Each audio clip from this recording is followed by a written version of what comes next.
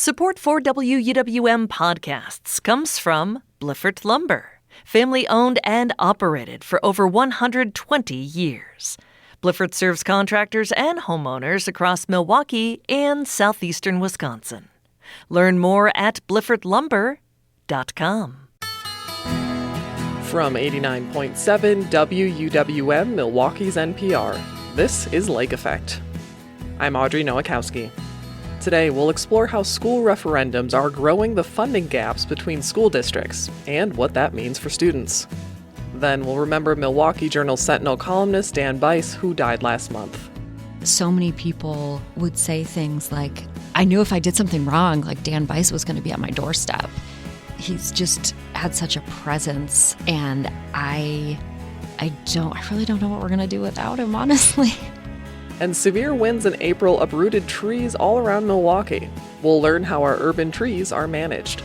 Now, when it comes to storms, there's big wind events, and, you can't always know exactly what's going to happen with an old, mature tree. All that's coming up on Lake Effect.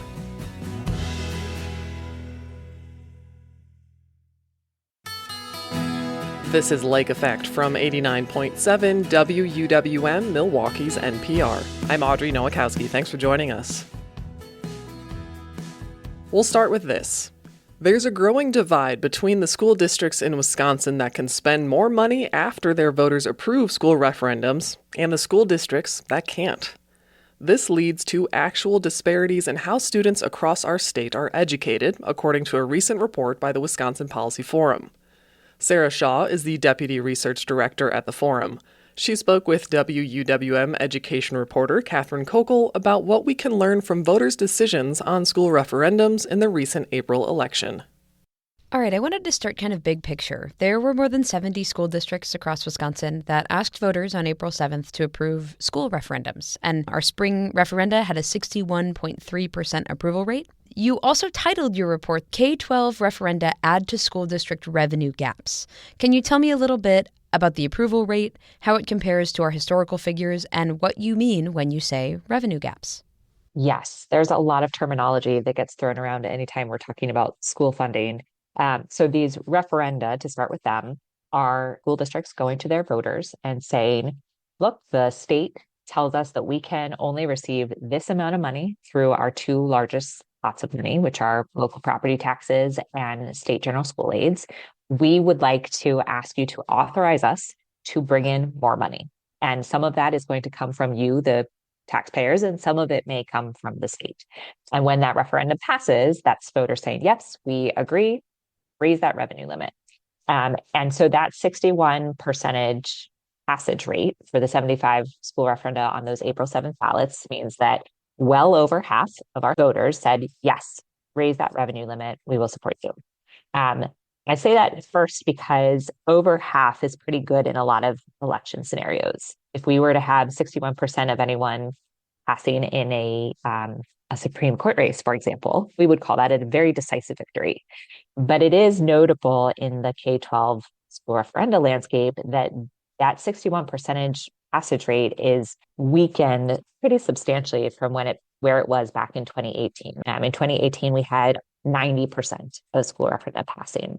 So what we seem to see in this election year, and our analysis is somewhat preliminary because we haven't had fall elections yet. Things could change by the time we get to the fall. But at least in this first round of referenda for 2026, there does seem to be continued weakened support. We've seen waning approval rates coming down from that 2018 high. And it appears to be aligning with a general increased concern amongst residents about property taxes, where they're choosing to hold down property taxes rather than increase school funding. Excellent. Thank you. I also just kind of want to do a little bit of table setting so that people understand why we're seeing so many of these referenda on ballots. So school revenue limits are set by the state, and they're the amount of dollars per student that a school can spend.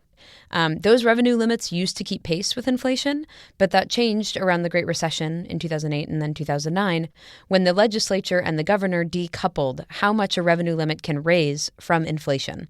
And so that is what school districts are saying is making the situation much worse, and why more and more are going to these referenda. I wanted to highlight the different types of referendums that there are, right? There's different uses for this money.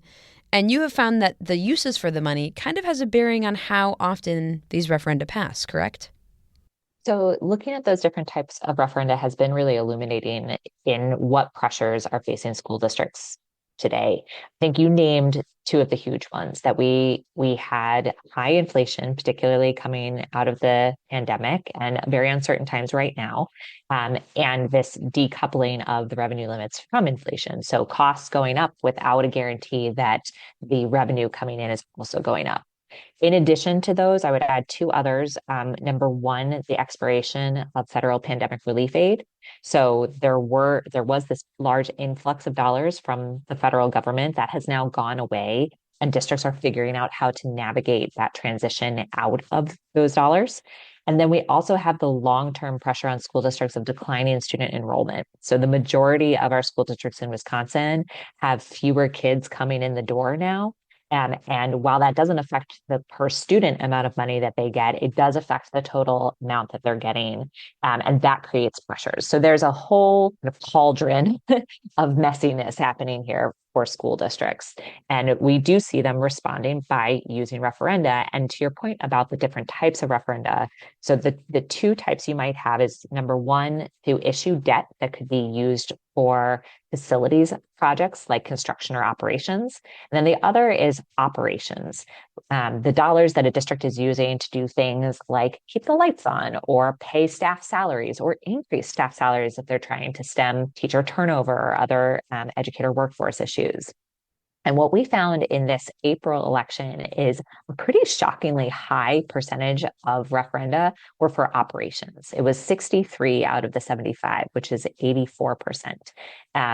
That we haven't seen a percentage that high in our records. Now, again, this year is not out yet. We'll see whether anything shifts in the August and the November elections. But even just for April, it really stood out to us as districts are going to referendum in large part, not because there's something related to maintenance and facilities that they want to work on, but is related to these operating costs of what does it take to run the school district. Yeah, thank you.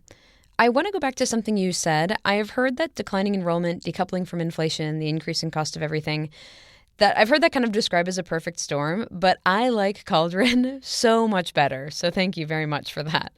To put a finer point on the types of referenda, I was talking to voters in Whitefish Bay. So our Milwaukee area had three smaller school districts that went to referendum this April. We had Whitefish Bay, Glendale River Hills, and Lake Country out to the west. Lake Country and Glendale River Hills were both operations referendums, and both of those passed. In Whitefish Bay, it was a capital improvement referenda, so they were raising money to build a new middle school, among other capital improvements. And that referendum in Whitefish Bay ultimately failed. When I was talking to voters beforehand, they said, why would we approve a substantial increase to property taxes, $260, by the way, for every $100,000 of property value? They said, why would we increase our taxes that much if we're not going to pay teachers more? And so that kind of boiled down the difference between a capital referendum and a referendum that is used for operations, which are like the bread and butter of a school district. I think we need to talk a little bit about the higher and lower funded school districts and the gap between them in Wisconsin. You write and you found that this gap has grown over time. What does that mean on the ground?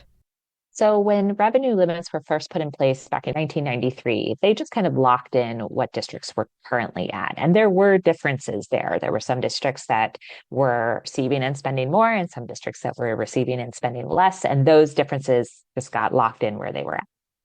We also know that there are differences in student need across districts and differences in cost of living across the state that might invite different, some districts to have higher costs, some districts to have lower costs. What was concerning in our findings was we looked at the districts that were lower funded, the districts that were higher funded, and found that the gap between those two has been growing over time. So back in 2005, the difference between these two was 25%. So if you're in the 90th percentile of our school districts, you're receiving 25% more funding than those in the 10th percentile, which is a pretty substantial difference. But that difference has actually grown. And we talk about how difference has really become, if it was not before, disparity now. So in 2025, instead of a 25% difference, there's now a 38% difference, which amounts to about $4,400 per student. As that gap grows, it raises some real questions about fairness of the system, because what appears to be happening is that you have some communities that are more willing to pass referenda than other communities, like we were just talking about. And as those communities that can pass referenda continue to do so, it's widening the amount of revenue available to these different types of districts, which really ultimately raises a question of whether students in these districts are able to access the same quality of education. I'm going to take a moment here to reintroduce you. Today we're hearing from Sarah Shaw, the Deputy Research Director at the Wisconsin Policy Forum. She's part of a team that released a report about the K-12 school referendums that were on the ballot in April. I also wanted to ask about affordability. This has been a huge topic in elections across the country. We're expecting to hear a lot about it during the midterms.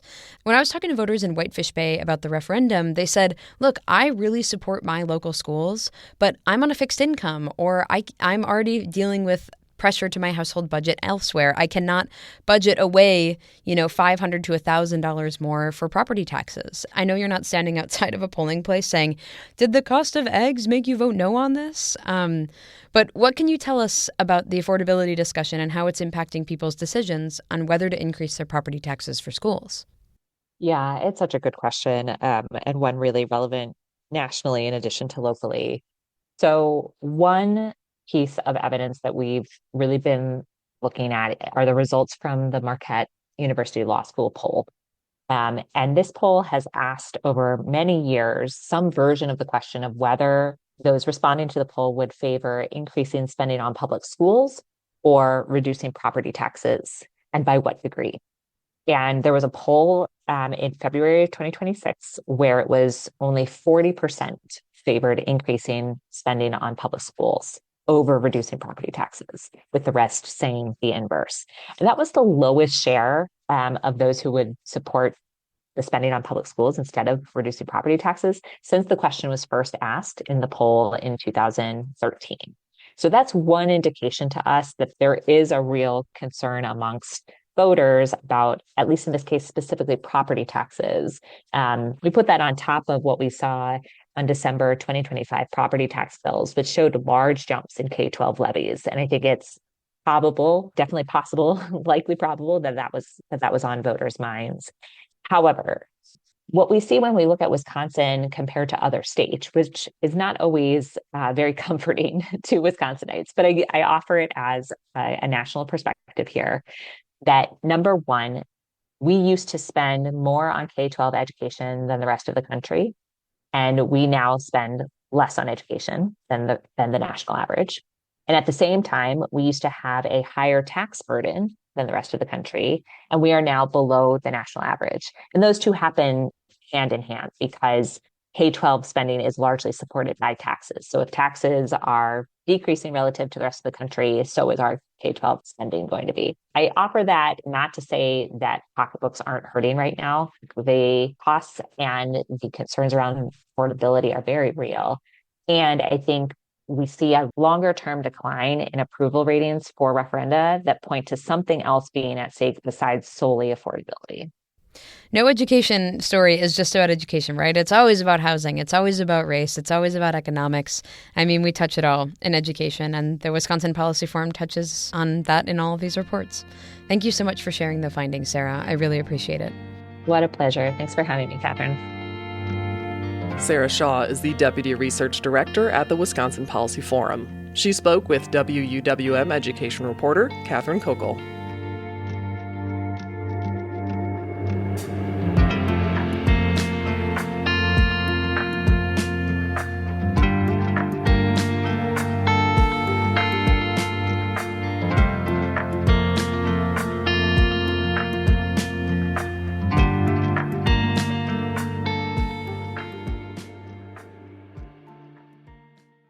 Dan Bice was a longtime political reporter and watchdog columnist for the Milwaukee Journal-Sentinel. He had just turned 62 in April when he died from complications from esophageal cancer. Bice's colleagues have described him as both feared and fearless, as well as kind and patient. One of his former colleagues is Journal-Sentinel investigative political reporter Mary Spicuzza. She joined WUWM's Eddie Morales to share stories about Bice and to discuss the impact of his work. So first, I just want to ask, how are you doing and how is the newsroom doing? This is just a really devastating loss for us. So I am taking it one day at a time. And I think I was talking to Bill Glauber today that I kind of feel like I lost part of my brain a bit because I'm so used to bouncing ideas off of Dan Bice or getting his thoughts on whether something's a story or whether it's not, or what talking over the lead or what, the heart of the story is.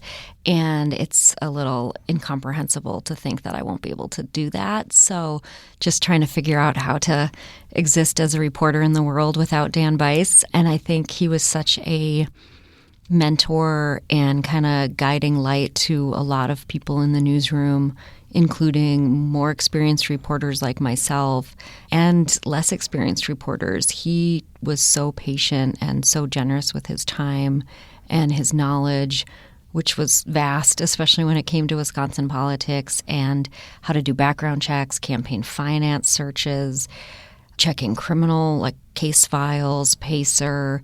He really did it all and was incredibly talented as a reporter and as a writer.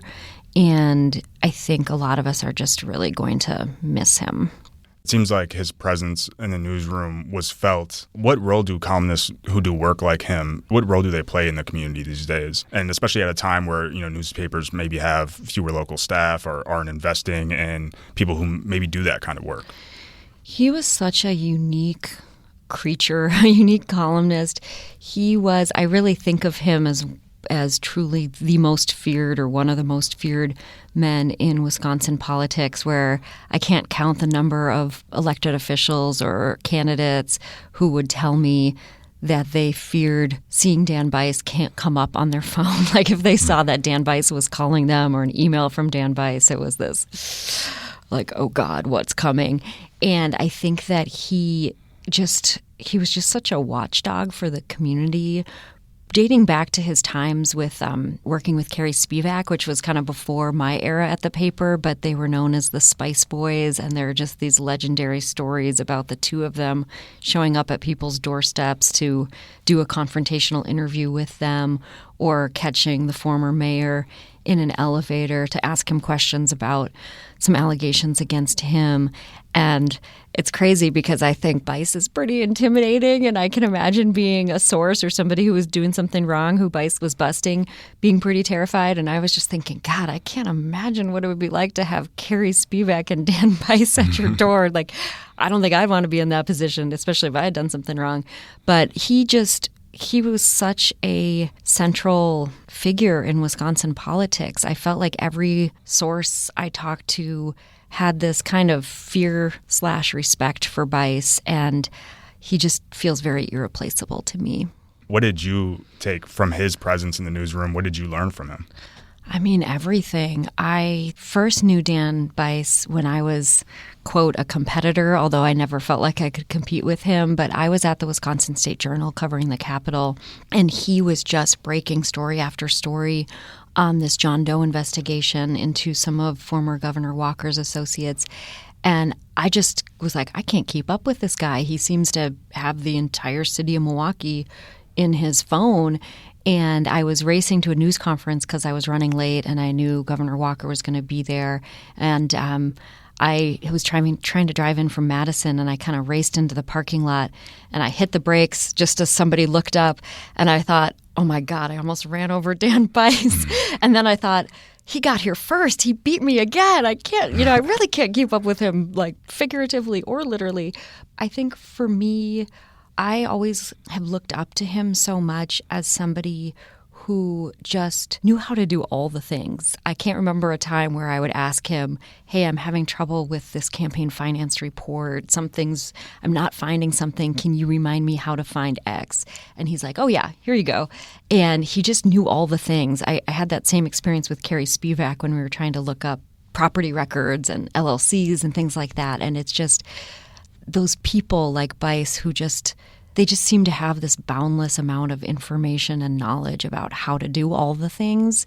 His sourcing, his number of sources, his trust with sources, his relationship with sources.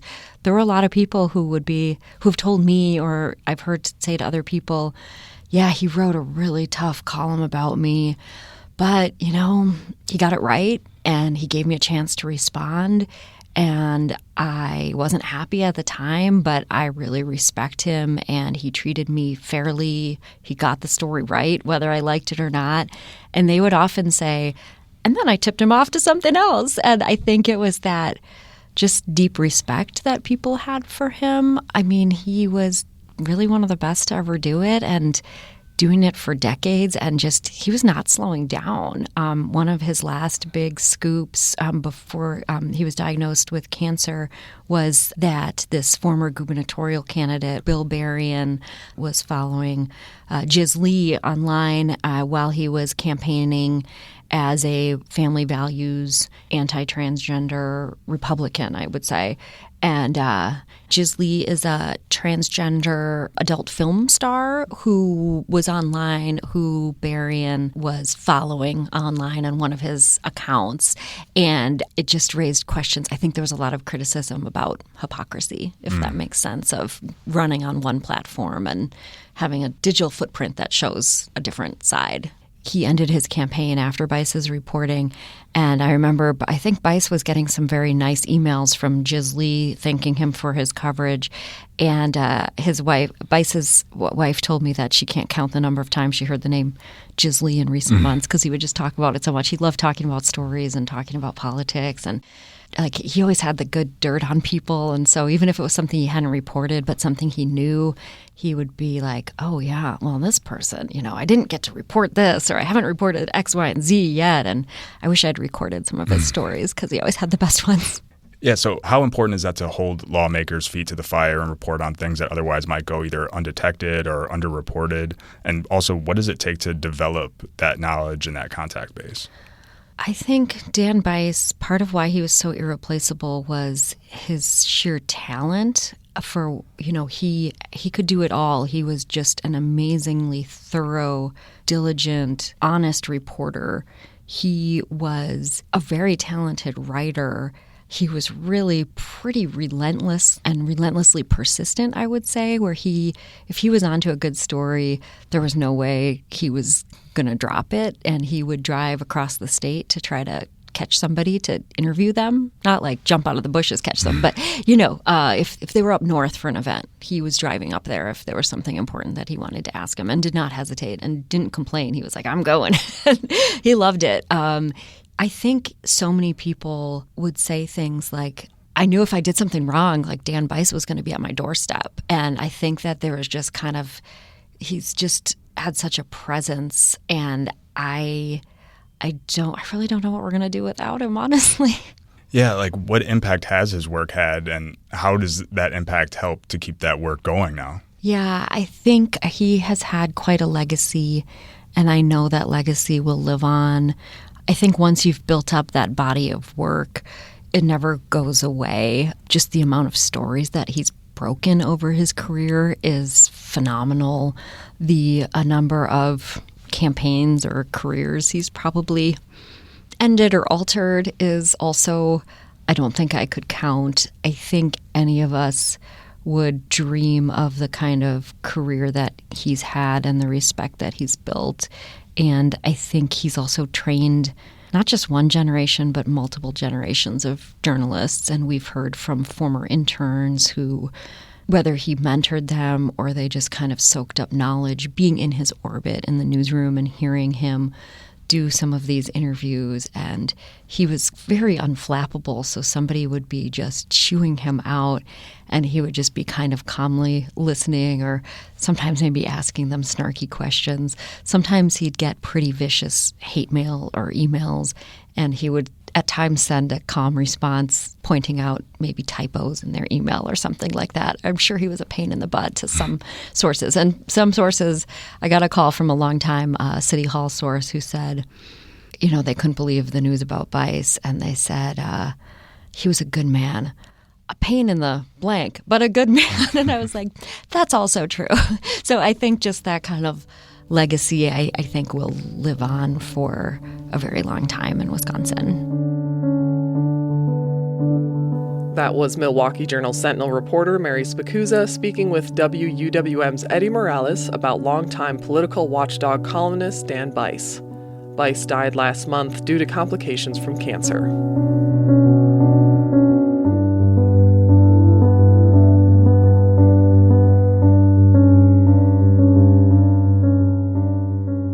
Need some flexibility for when you listen? You can hear Lake Effect on demand.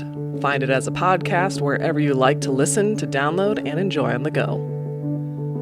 In about 15 minutes, we'll hear about a new Milwaukee County program for people with dementia and their caregivers.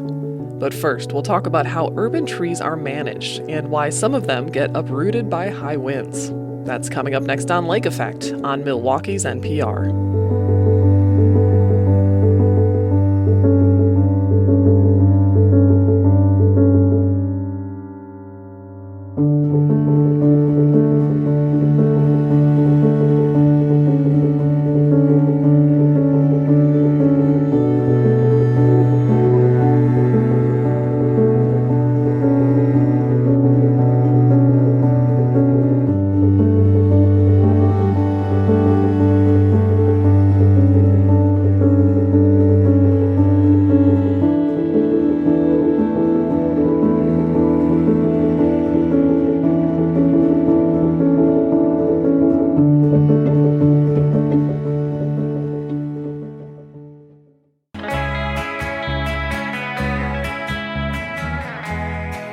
You're listening to Lake Effect on WUWM. I'm Audrey Nowakowski. Last week, the Milwaukee area experienced severe and damaging winds. Trees toppled and some sidewalks were heaved out of place by their roots. You saw it especially in the grassy strip between the street and neighborhood sidewalks. Olivia Wattoon is an urban forestry coordinator with the Wisconsin Department of Natural Resources. She spoke with WUWM environmental reporter Susan Bentz about the hazards our trees face and how we can try to protect them. So generally the terrace area, so the area between the sidewalk and the road, that strip of grass there, typically the municipalities take care of the trees that are there. So they oftentimes, and specifically in Milwaukee as well, and those terraces have a lot going on them. Overhead, we can visually see all those utility lines. So our electrical lines, phones, everything's running up there. Underneath the ground, there's also a ton of utilities. So we've got our water mains under there, other buried services, storm sewers. So there is not a lot of room to fit those trees in, but we do the best we can. And terraces come in all different sizes. Some are very skinny and some are very wide. So the important part when it comes to trees is matching the tree for the spot. And that goes with the terraces as well as for your yard. So the city foresters who are managing those areas, before they even put a tree in, need to think, what kind of soil do I have? How much room do I have? There's a lot going into managing trees in those areas. And I'm assuming that in a city like Milwaukee and others, it's important to get trees in where we can because maybe you don't have the opportunity. Maybe we don't have large green spaces. And so having that border of trees, I mean, not only can it be lovely, but it's doing work for us. Absolutely. Those trees are right along the road where all that particulate matter from our vehicles is coming off. So they're just like huge air filters, cleaning the air right there, right where the cars are, right where the people are. Communities have foresters that go out and look at this thing, and Milwaukee's program is amazing, like on a national level. They have over 150 employees in their forestry department. Quite a few of them are track qualified, TRAQ, which means that they can go out and actually assess the health and any risk issues that might be seen by a tree. Now, when it comes to storms, there's big wind events, and you can't always know exactly what's going to happen with an old mature tree. We love those trees because they give us the most benefits. They're the biggest ones out there. They have the biggest canopy. They do the best cooling of our communities, the cleaning, all of that. But, they are large, so there are things that can happen. The space is an issue, but also what has happened there? Has there been road construction that has gone through in the last 5 years, the last 10 years, where they're expanding things, they're cutting roots? Some people put it, maybe there's a new driveway that goes in. And it's not just the city work that can impact it, but also the homeowners that are there mowing. If homeowners are running into the base of the tree with the lawnmower or the weed whip, that's one of the worst things you can do for the tree. You're getting decay right in the very base of that, which weakens it and makes it more susceptible to this storm blowover. Something that people experience in different storms is, of course, power outages. So is it the utilities? Now we're getting a little granular here.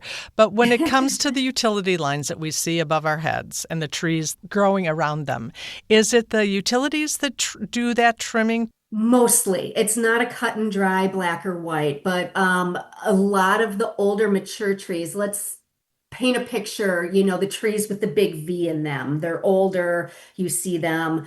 They are close to the lines. That is where the power company is coming in with the special certifications to prune back as far as they need. A lot of the communication and working together now is that our foresters now are not planting those large trees under the power lines. They're planting shorter ones so that they are not going to become a problem in the future. And oftentimes they will work together on a tree. First, the power company comes through and does the safety pruning so that the municipality can then come in and finish the other parts of the pruning on the tree that need to be done. And oftentimes they'll take away the debris then too. So like I said, it's a real partnership and working together to get that done. So the idea being, too, that they want, when the utilities come through and the community arborists come in, they're looking at the overall health of the tree and how they can prune it or adjust that trimming for the longevity of the tree. Absolutely. Absolutely. And there are some very, you asked about, are we pruning how we used to? Yes, in general, but I will say that on the utility end of things, there's also been a lot of research, in like the last 20 years-ish about exactly where to prune, how far back to prune, and how much new growth that particular pruning cut is going to create. So they do a lot of research on that end to make it as efficient as possible.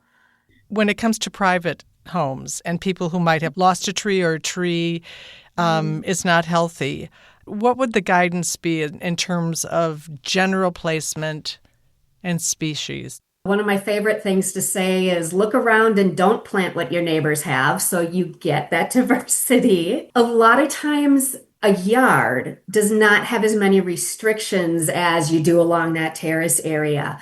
So anytime you can get a large canopy tree into a space, I really like to push that so that we get those benefits from those trees. So think about that first. And then, there's always the look up, look down, look around, think about the mature size of that tree and is it going to fit into your space? Don't put it right next to the house. Don't put it 5 feet from a driveway. You need to be thinking about that mature size.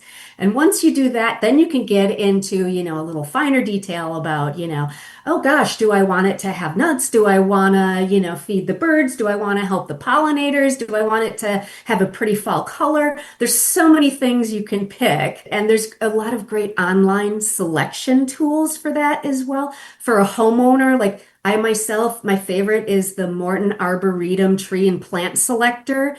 You can just use a whole bunch of different filters all at once to get what you need. Watering is vitally important the first few years. And after that, the other thing that is super important is structural pruning. So essentially, you are pruning to make a nice straight trunk on that tree. You don't want it to have a Y split or look like an octopus because that will split apart in storms.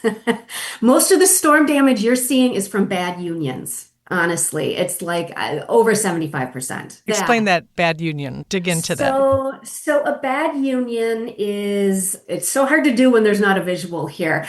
But When there's a tight union, it means two branches are growing together, and that means the bark is compressing against each other, which means that you're going to get decay in there. So what you like to see instead of like a tight V with the branches is a nice U shape, kind of wider.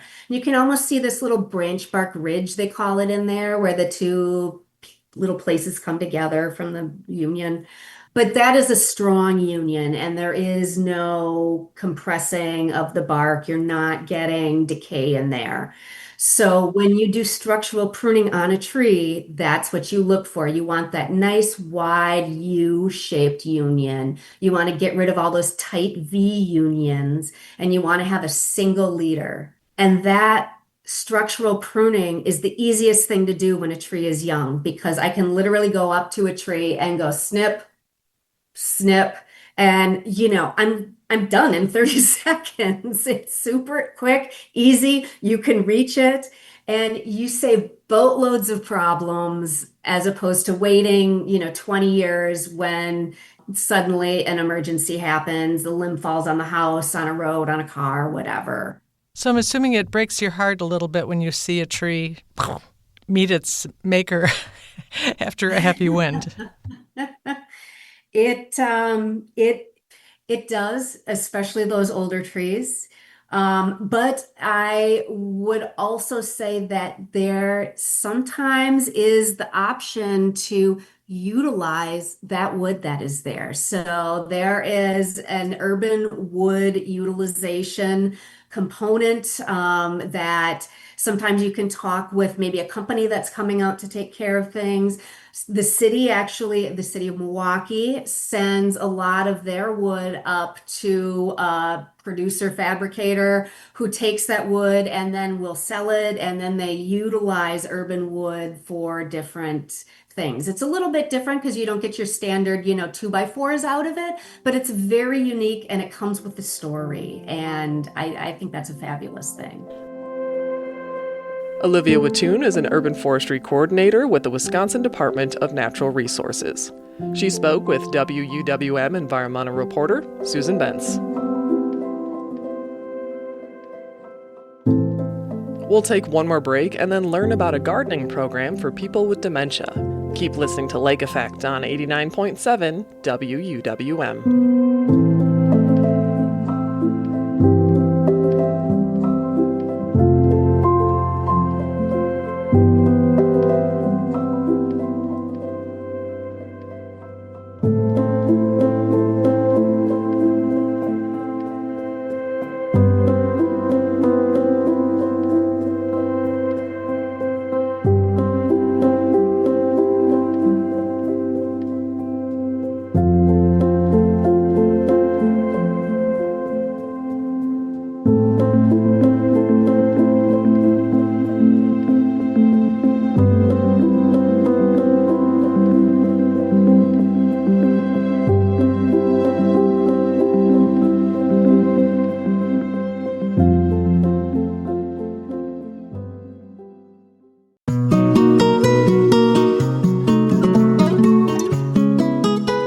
This is Lake Effect on Milwaukee's NPR. I'm Audrey Nowakowski.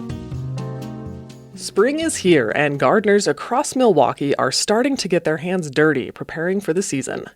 Gardening is a hobby that can be labor-intensive, but it can also be therapeutic. Growing Connections is a Milwaukee County program that offers free gardening activities for those living with dementia and their caregivers.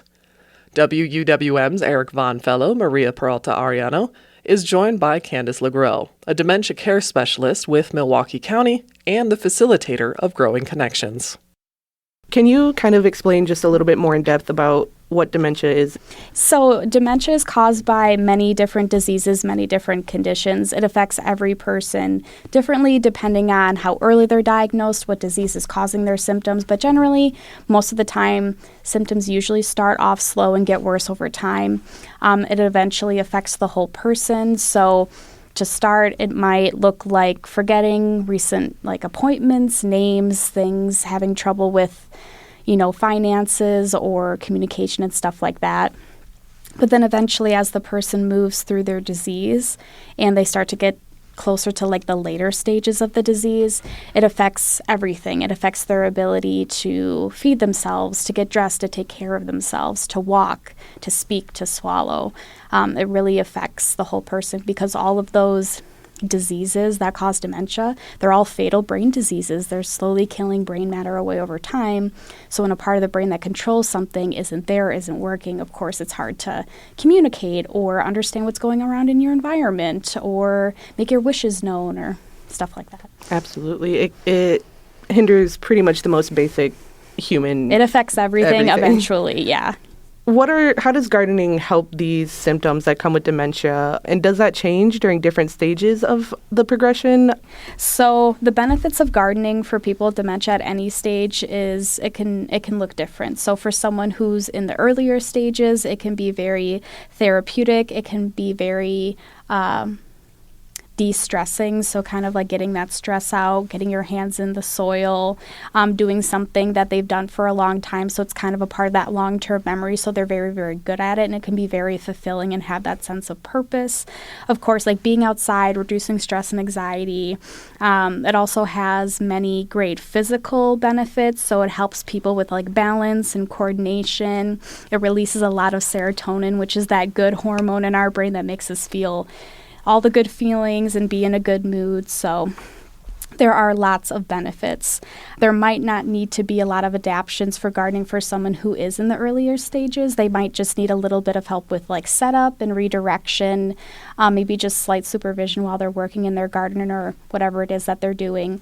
As somebody moves through the disease, you just need to adjust the activity to fit their strengths. So if somebody is maybe not able to stand for a long time, you could have them sit at a table outside and do some potting, do some seed starting. You could have a handicap or wheelchair accessible raised bed, so someone can just roll on up and work in the bed, or maybe instead of like doing full-on gardening outside, maybe they're doing some flower arranging or doing some stuff inside, like starting some seeds or caring for some herbs on a windowsill. So you just have to adjust to the person's strengths. For sure. And this is something that's very individual and depends on the person.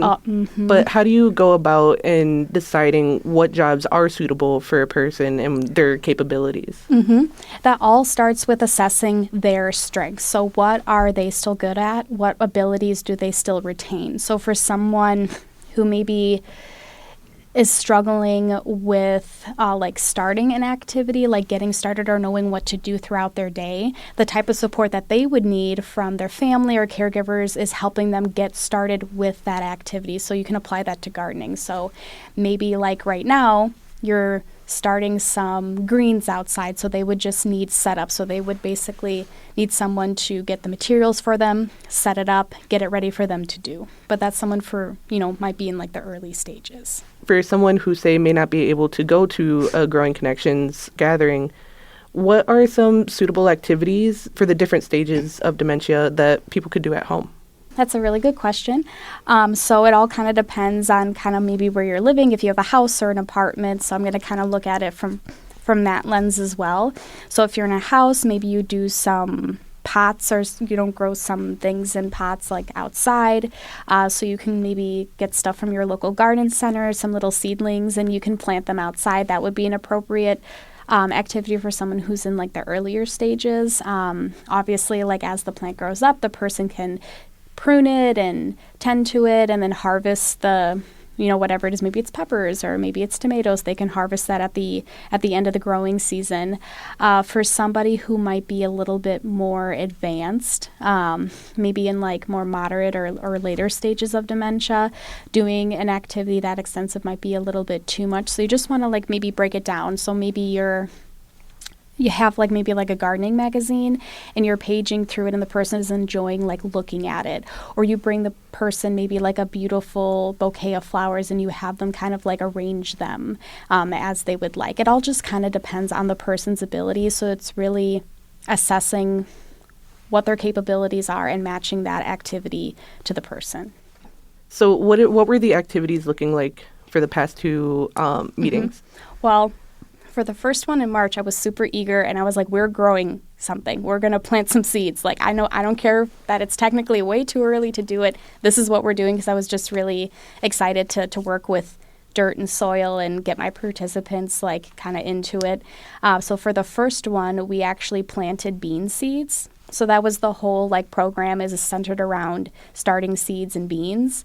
So we kind of chatted about, seeds in general. So we talked about bean seeds, other types of seeds, the different methods for starting or growing your own seeds, so people could kind of take that home and try what worked with them.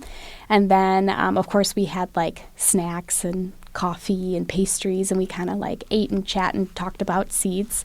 And then we ended the program with actually having some growing containers, and we planted all of our own bean seeds. And then I took them home and potted them up and grew them on, and now they're like this big. So that was the first one in March.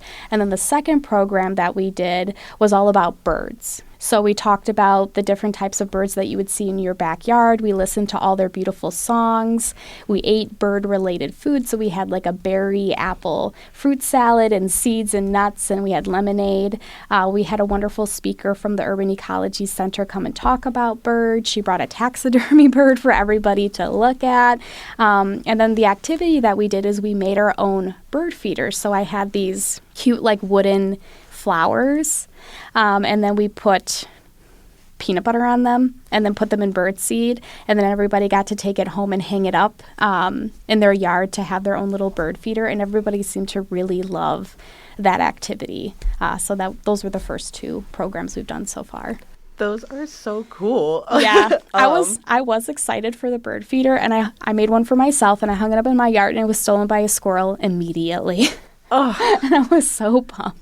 Squirrel scoundrels. I know. No, and beans are a good choice to start off with because they grow so fast. They grow so fast, and they're so easy. They're easy, and that's why I chose the bean seed, is because it's easier to handle. It's not a tiny little cilantro or thyme seed. It's big, it's easy to grab, and that's why when I was like kind of choosing that activity, I was like, oh, they would actually have a better or easier time like actually handling this seed because it's so big. What are your reflections? What is working? What are some things you may want to go back and consider again that might improve the next time that you guys gather?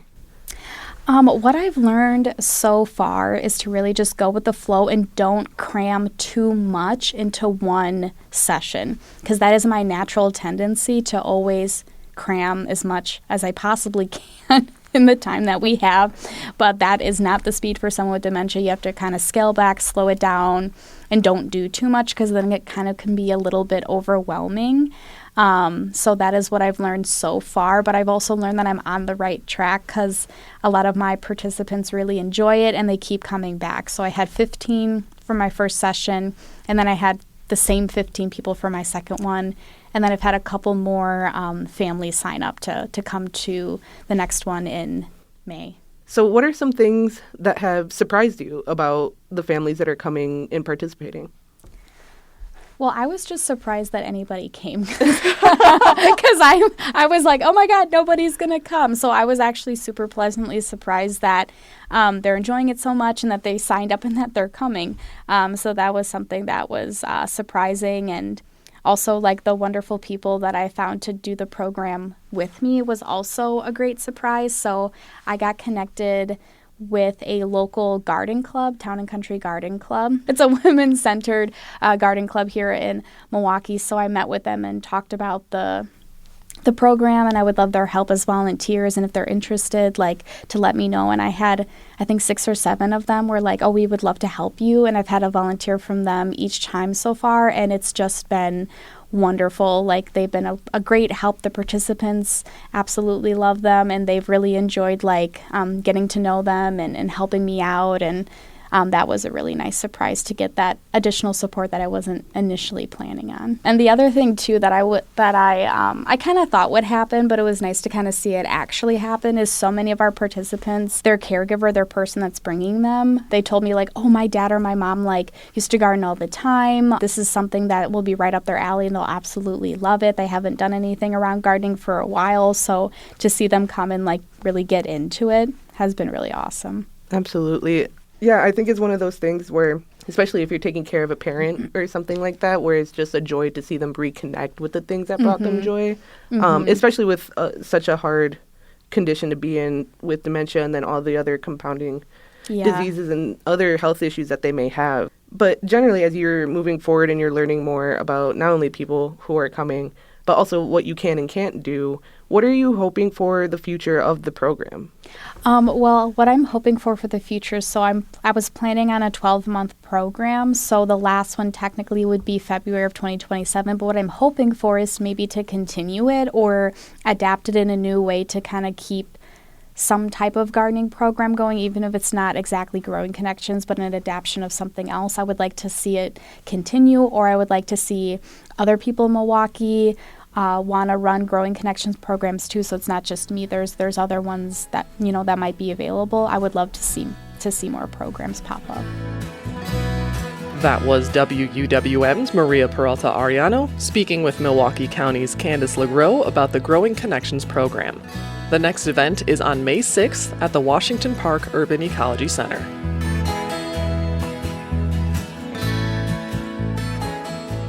And that wraps up Lake Effect for today. I'm Audrey Nowakowski. If you've missed any of Lake Effect, you can find all of our conversations at WUWM.com. If you'd like to take the show on the go, just download the Lake Effect podcast wherever you get your podcasts. Tomorrow on Lake Effect, our economic check-in series talks with a local farmer about how his business is faring in this economy. Thank you so much for joining us today, right here on listener-supported 89.7 WUWM, Milwaukee's NPR. And may the 4th be with you.